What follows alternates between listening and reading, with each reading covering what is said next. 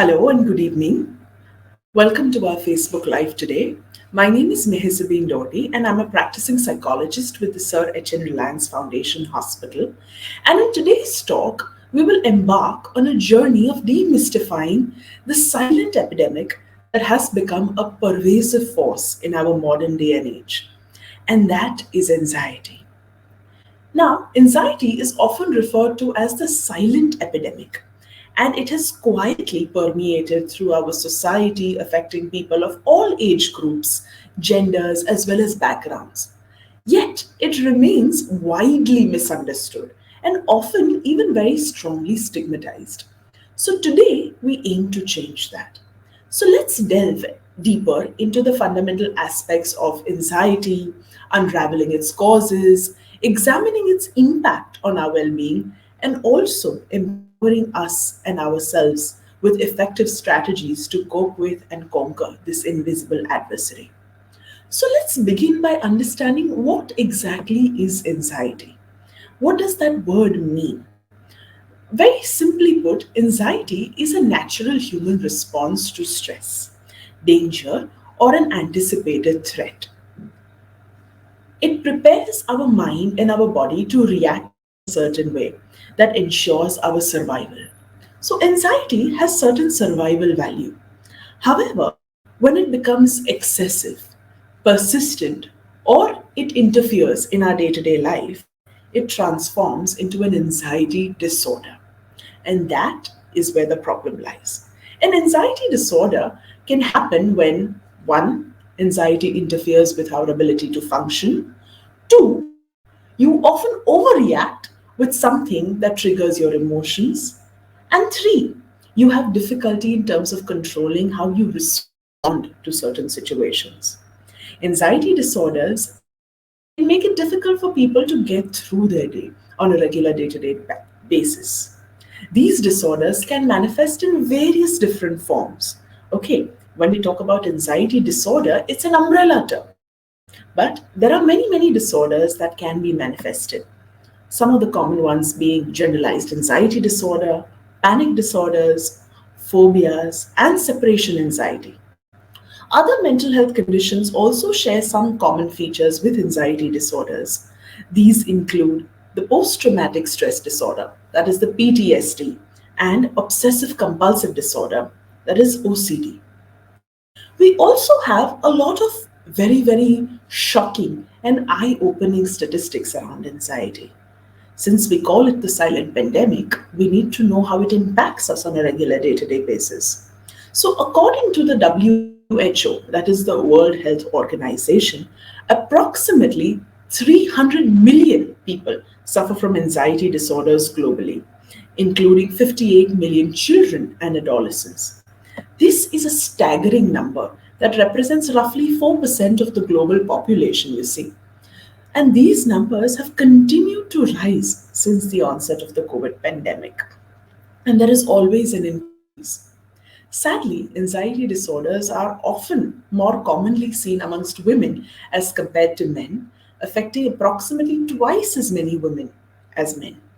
And these statistics emphasize the urgent need for raising awareness and promoting an understanding for anxiety. So, the next logical question would be that where does it come from?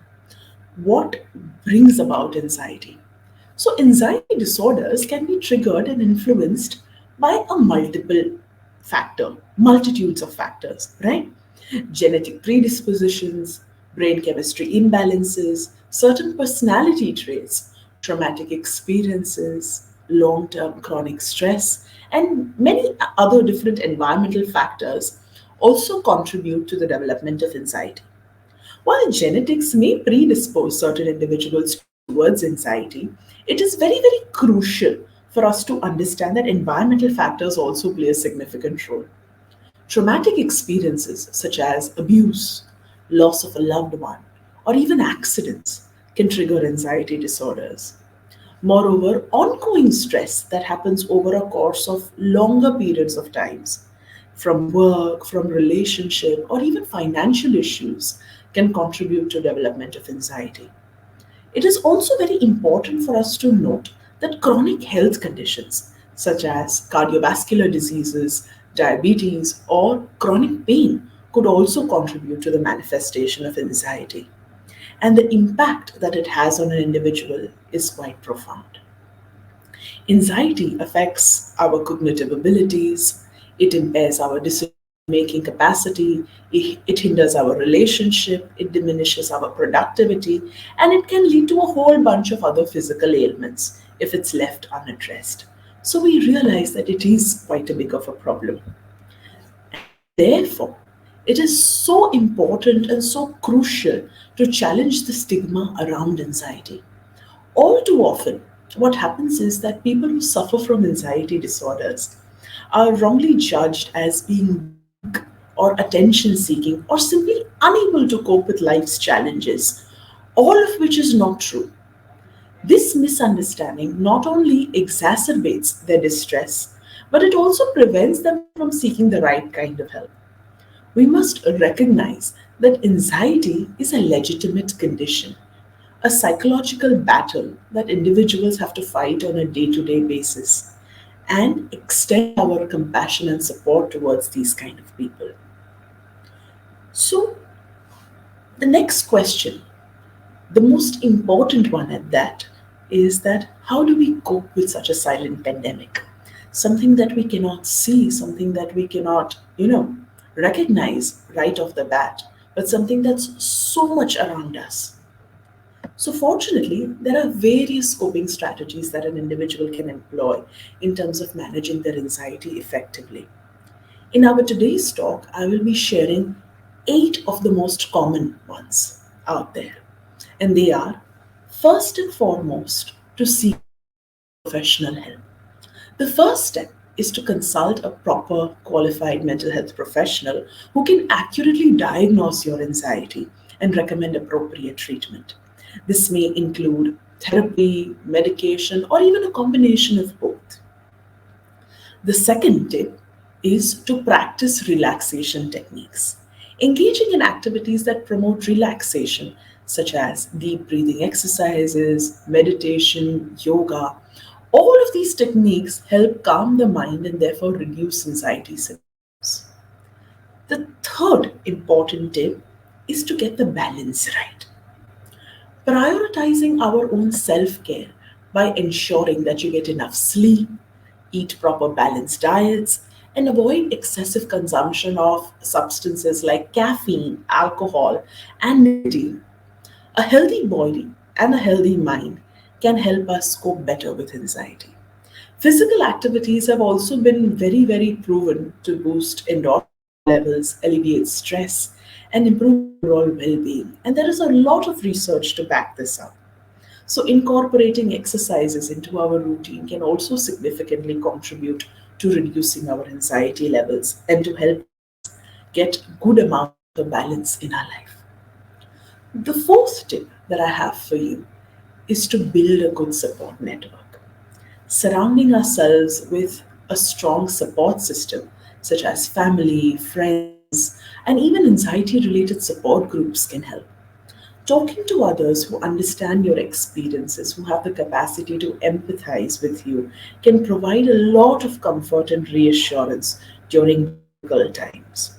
And that is true for any difficult circumstances and not just the anxiety diagnosis. The fifth point that I have for us is to challenge negative thoughts. Now, practicing and identifying negative thoughts is crucial. Once you've identified that negative thought, challenging that negative thought pattern that is contributing to the anxiety is very, very important. The chances are that these thoughts that we're talking about might be unrealistic or even irrational. So, replacing them with a more positive and a more rational line of thought is important. The sixth technique is time management. Now, learning effective time management strategies can also very, very strongly reduce stress levels and is a very important coping skill. Prioritizing tasks, delegating it even when possible, and ensuring that you have relaxation time, self-care time, all of that creates a good time management. Because remember, it's all about the balance at the end of the day. So, participating in activities that you enjoy is also very, very important. These activities, therefore, can distract our mind from the loops of anxious thoughts that continuously go on and promote a sense of fulfillment. The seventh point that I want to emphasize on is to limit our exposure to triggers. Identifying certain triggers that exacerbate our anxiety, that increase our stress, and try to limit your exposures to them. This might also look like perhaps minimizing time spent on social media, avoiding certain situations or even people, and practicing healthy boundaries. Limiting your exposure to trigger ensures that we are in a better mind space, we are more prone to relaxation and control rather than anxiety. And the last tip, that is the eighth tip that I have today, is for us to educate ourselves and others. Education also plays a very, very crucial role in combating anxiety.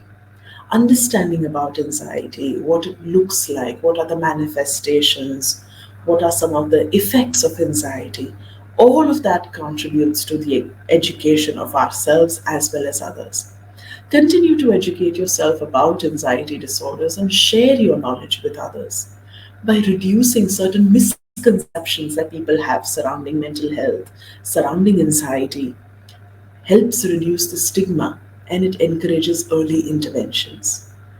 And by doing so, we can thereby create a more compassionate and a more understanding society for all of us to live in. So I think with that, in conclusion, I would just like to say that anxiety is a silent epidemic. It is a problem that it affects countless number of lives. Not just the people who are affected, but even families, relatives, and everybody around. Therefore, by demystifying anxiety, we can enhance our understanding as well as our empathy. Let us all come together to dismantle the stigma surrounding anxiety disorders and provide support and the right kind of resources necessary for individuals to navigate their journey towards recovery. I strongly believe that together we can transform anxiety from an overwhelming force into an actual opportunity for growth, resilience, and good mental well being. Thank you.